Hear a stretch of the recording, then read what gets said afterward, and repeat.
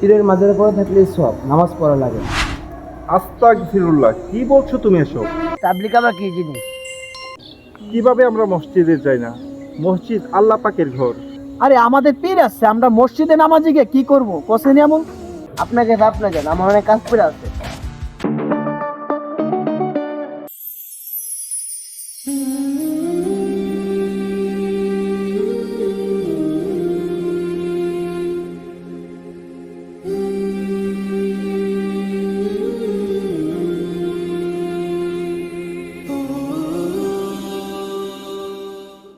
আলহামদুলিল্লাহ, ফজর নামাজের পর কিছু আমল আছে, ওই আমলগুলোর মধ্যে অনেক শান্তি পাওয়া যায়।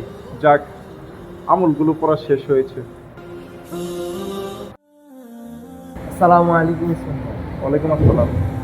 তো হবে, আমরা তো এই মহল্লায় এই মসজিদে তাবলিগ নিয়ে আসলাম, তো এই মহল্লায় নামাজিদের কি অবস্থা? উসমান ভাই, এ এলাকার মানুষ মাজারমুখী মসজিদমুখী হতে চায় না। ঠিক বুঝলাম না, বুঝিয়ে বলো। উসমান ভাই, মানুষকে নামাজের কথা বললে মানুষ রেগে যায়। আবার অনেকে বলে আমরা পীরের মুরিদ, পীরের মাজারে পড়ে থাকলে সব নামাজ পড়া লাগে না। আস্তাগফিরুল্লাহ, কি বলছো তুমি এসব? তাহলে তো এই মহল্লার মানুষ ফিতনায় পড়ে আছে, অন্ধকারে পড়ে আছে। উসমান ভাই, এই মহল্লার মানুষকে মনে হয় দিনের দাওয়াত দেওয়া সম্ভব না। এই মহল্লার মানুষ খুবই উগ্র, মারতে আসে। আমার মনে হয় এই মহল্লা ছেড়ে অন্য মহল্লায় দাওয়াতের কাজ নিয়ে যাওয়া ভালো হয়। রাসূল সাল্লাল্লাহু আলাইহি সাল্লাম কাফেরদের কাছে দাওয়াতি কাজ নিয়ে গিয়েছিল, আর কাফেররা রাসূল সাল্লাল্লাহু আলাইহি সাল্লামকে অনেক অত্যাচার নির্যাতন করেছে। তাই বলে কি উনি দাওয়াতের কাজ বন্ধ করে দিয়েছেন? বন্ধ করে দেন নাই।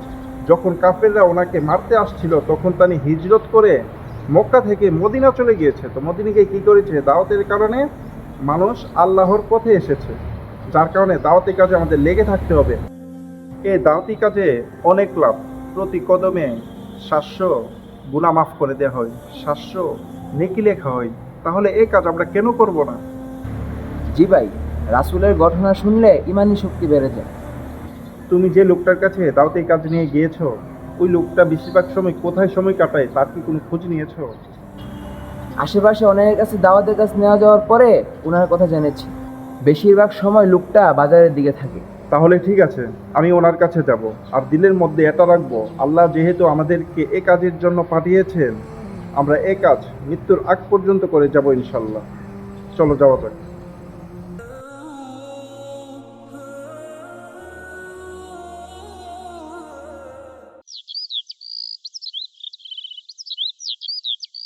তুমি মোর জীবনের ভাবনা, টু টু টু টু টু টু টু টু। এ মামা, দুধ চিনি পারে বড় করে একটা চা দো।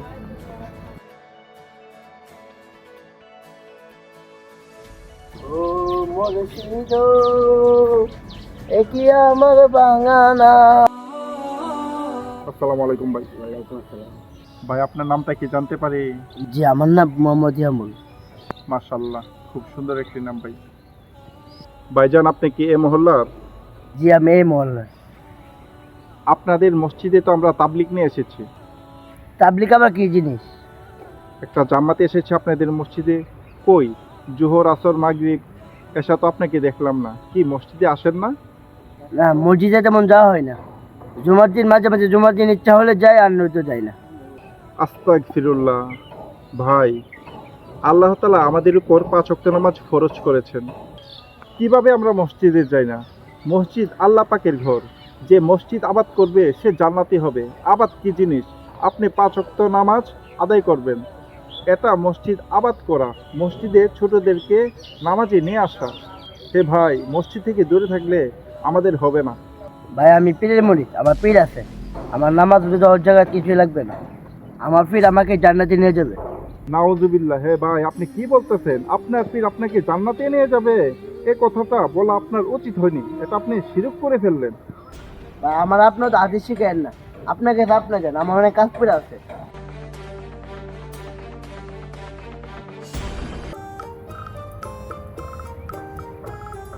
কিরে, তোরা পীরের মাজারে কখন যাবি? আরে আমার কথা বলিস না তোরা। আমি তো মনে কর বৃহস্পতিবার উরুস শুরু হইব, তো আমি আগের দিনই চলে যাব। আগরবাতি, মোমবাতি এগুলা সবই কিনে হইছে, তুই এগুলো নিয়ে কিন্তু প্যারা নিস না। আচ্ছা ঠিক আছে, তাহলে রাখ।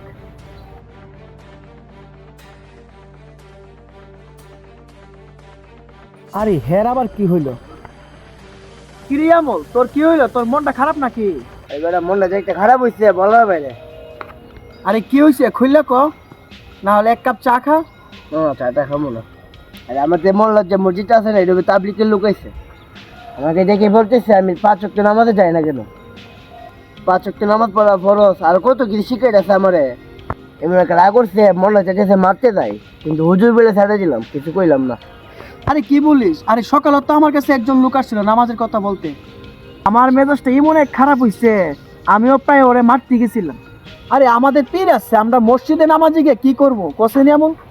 এবারে আমার তো একই কথা, করতে দিয়ে পাগল টাগল আসে। আসসালামু আলাইকুম প্রিয় ভাই আমার।